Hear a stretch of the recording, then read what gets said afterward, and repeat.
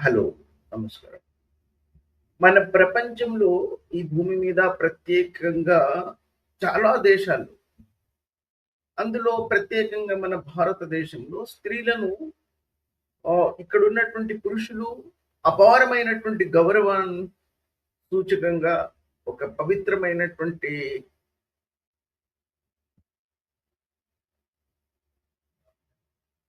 నమస్కారం. భారతదేశంలో ఇక్కడ సాంప్రదాయం, సంస్కృతి లేదా భారతదేశం యొక్క సంస్కృతి అని చెప్పండి, లేదా ముఖ్యంగా ప్రధానంగా హైందవ సంస్కారం అని చెప్పండి. స్త్రీలను దేవతలతో సమానంగా వర్ణిస్తారు, పూజిస్తారు, అభిమానిస్తారు, గౌరవిస్తారు. అది ఇక్కడున్నటువంటి ఈ దేశం యొక్క సంస్కృతిలో ప్రధానమైనటువంటి ఒక భాగం, ప్రధానమైనటువంటి ఒక సిద్ధాంతం. చాలా మంది పురుషులు వాళ్ళను అగౌరవపరచవచ్చు లేదా వాళ్ళను ఆహ్, కాస్త అమర్యాదగా వాళ్ళతో వ్యవహరించవచ్చు. కానీ అది వాళ్ళ యొక్క వ్యక్తిగతమైనటువంటి చర్యలుగానే మాత్రమే భావించడానికి అవకాశం ఉంది. కానీ మనం పూర్తిగా దేశం యొక్క సంస్కృతిని తీసుకున్నట్లయితే అపారమైనటువంటి గౌరవాన్ని కలిగి ఉన్నటువంటి దేశం ఇది. ప్రత్యేకంగా చాలా దేశాల్లో కూడా స్త్రీల పట్ల చాలా గౌరవం కలిగినటువంటి వాళ్ళు ఉన్నారన్నది వాస్తవం.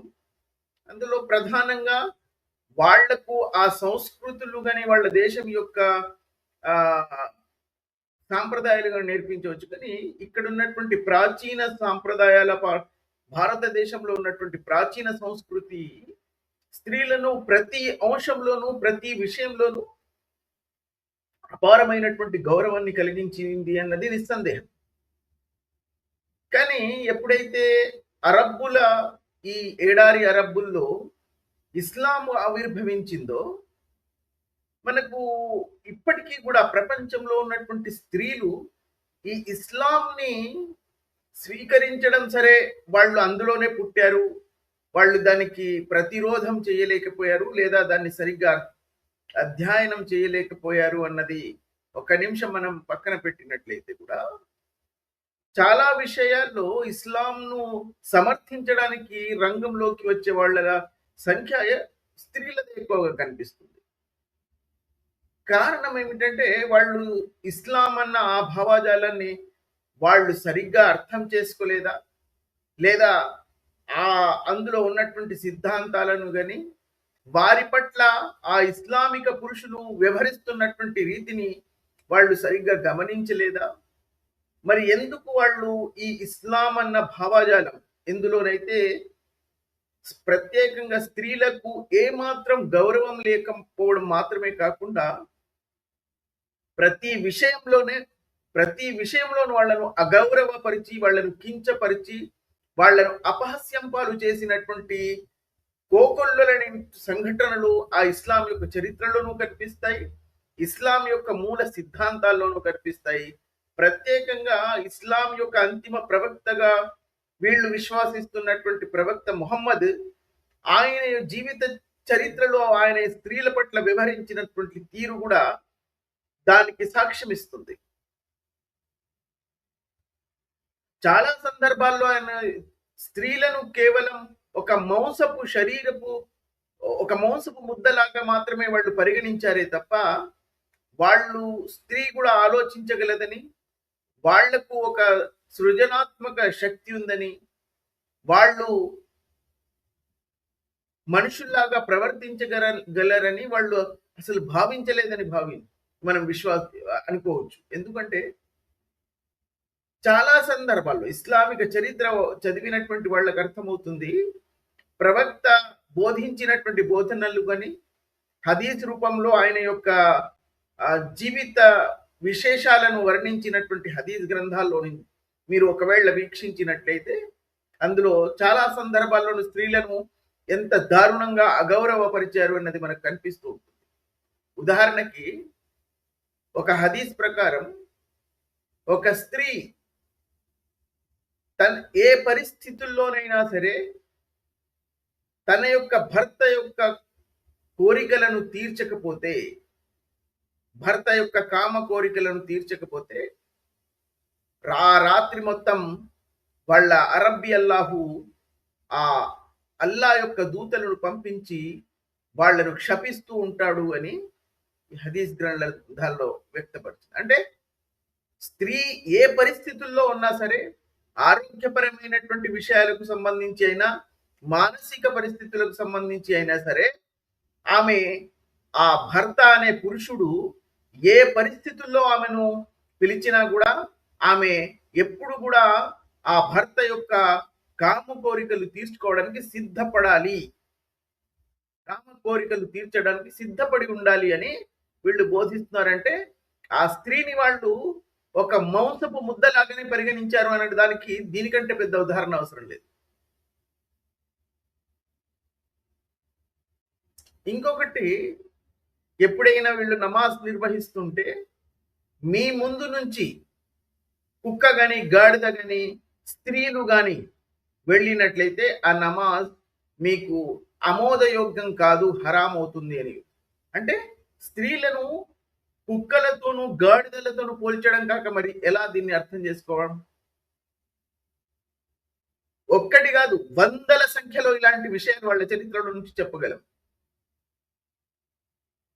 ఒక సంఘటన ఒక హదీస్ లో ప్రస్తావించబడినటువంటి విషయం, ఒకసారి ఈ స్వయం ప్రఖ్యాపిత ప్రవక్త వెళ్తున్నప్పుడు ఒక స్త్రీతో ఒక విషయాన్ని వివరిస్తున్నాడు ఈ ప్రవక్త. ఏమిటి? మీరు ఎక్కువగా దానాలు చేయాలి, మీరు ఈ దానాలన్నీ నాకు ఇవ్వాలి.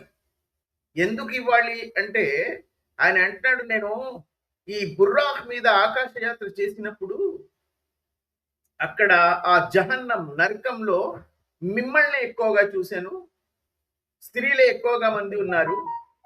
అంటే ఆ స్త్రీ ఇతనితో ప్రశ్నిస్తుంది, ఎందుకు, కారణం ఏమిటి, మేము స్త్రీలు మాత్రమే ఎందుకు ఆ జహన్నం అన్న నరకంలో మేము ఎందుకు ఎక్కువగా ఉన్నామంటే అతను దానికి వివరిస్తున్నాడు ఈ స్వయం ప్రఖ్యాపిత ప్రవక్త.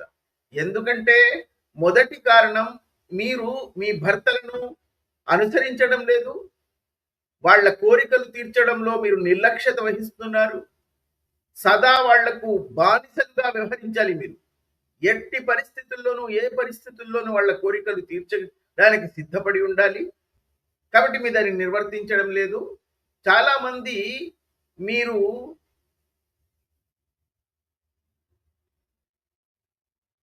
ఇంకొకటి, ఇంతకు ముందు నేను బోధించినట్టు మీ సాక్ష్యం ఒక పురుషుడికి ఇద్దరు స్త్రీల యొక్క సాక్ష్యంతో సమానం.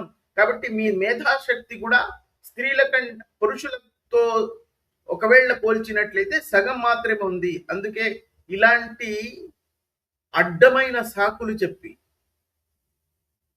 స్త్రీలను వాళ్లను అవమానపరిచి అవహేళన చేసి వాళ్ళ దగ్గర నుంచి ఈ దానం అన్న పేరుతో, సదఖా అన్న పేరుతో వాళ్ళ డబ్బులు కూడా దోచుకోవడానికి ఇలాంటి వచనాలను, హదీసులను సృష్టించి వీళ్ళు స్త్రీలను ఎంతగా అవమానపరిచారు అనడానికి ఇది మరో ఉదాహరణ. ఈయన గాడిద మీదకి ప్రయాణం చేసినప్పుడు ఆకాశంలో ఆ నరకమన్న జహన్నంలో చూశాడట, ఎక్కువ మంది స్త్రీలే ఉన్నాయి. మరో చోట నేను ఎక్కడో చదివాను, నాకు హదీస్ నంబర్ ఇప్పుడు గుర్తుకు లేదు, కానీ వాళ్ళు తమ యొక్క వక్షోజాలతో వేలాడదీయబడి ఉన్నారు అని నరకంలో. చూసారా? స్త్రీలను ఇంతకంటే దారుణంగా అవమానించింది ప్రపంచంలో ఎవరైనా ఉన్నారా? మరి ఇలాంటి వ్యక్తిని వీళ్ళు మానవుల్లో మహోన్నతుడని ఎలా అంగీకరిస్తున్నారో ఆ స్త్రీలే సమాధానం చెప్పాలి. లేదా నిజంగానే ఆ వ్యక్తి చెప్పినట్టు వీళ్లకు ఆ మెదడు సగం కాదు కదా, పూర్తిగానే అరికాళ్ళకు దిగిపోయిందని భావించారా? ఇంత దారుణంగా వీళ్ళను అవమానించి అవహేళన చేసినా కూడా అలాంటి ఒక భావజాలం కోసం వీళ్ళే రంగంలోకి దిగి పోరాడుతూ ఉంటారు. అంటే నిజంగా కూడా వీళ్ళ మేధా సంపత్తిని శంకించవలసి ఉంటుంది. ఇది మాత్రమే కాదు, ఇంకా చాలా దారుణమైనటువంటి విషయాలు పురుషులకు వివరిస్తున్నాడు ఈ స్వయం ప్రఖ్యాపిత ప్రవక్త. మీరు వివాహం అన్న బంధంలో ఏర్పడుతున్నారు అంటే స్త్రీల యొక్క రహస్య అవయవాలపై మీకు అధికారం కలుగుతుంది, మీరు వాళ్ళ యొక్క రహస్య అవయవాలపై అధికారం పొందుతున్నారు అని అర్థం. మీరేదైతే ఈ ఉజ్రత్ వాళ్లకు అంటే వాళ్ళ శరీరాన్ని మీరు ఉపయోగించుకుంటున్నందుకు మీరు వాళ్ళకిచ్చే ఆ సొమ్ము, ఆ డబ్బుని వీళ్ళు ఉజ్రత్ అన్నారు. ఉజ్రత్ అంటే కూలి. ఆ స్త్రీలను ఉపయోగించుకున్నందుకు ఇచ్చే డబ్బునే వాళ్ళు ఇప్పుడు మహర్ అన్న పదంతో వర్ణిస్తూ ఉంటారు. దానికి మహర్ అని రంగులు దిద్దేదో చెప్తారు. ఖురాన్‌లో వచ్చింది ఉజ్రత్. అంటే ఆ స్త్రీని నువ్వు వాడుకుంటున్నందుకు ఆమెకి ఇస్తున్నటువంటి డబ్బులు, కూలీ డబ్బులు అని. ఇంత దారుణంగా స్త్రీలను అవమానపరుస్తున్నటువంటి ఈ అరబ్బీ భావజాలం మరి ఇది స్త్రీలకు ఎందుకు అర్థం కావడం లేదు అంటే, ఒకటి వాళ్ళ మేధస్సు నిజంగానే ఆ వ్యక్తి చెప్పినట్టు ఇంతకంటే దారుణంగా ఉండి ఉండవచ్చు మేధా సంపత్తి. లేదా వాళ్ళు దాన్ని అధ్యయనం చేయడానికి ముందుకు రావడం లేదా? మరి ఏమిటి కారణం నాకు కూడా తెలియదు. ఆ స్త్రీల సమాధానం చెప్పాలి.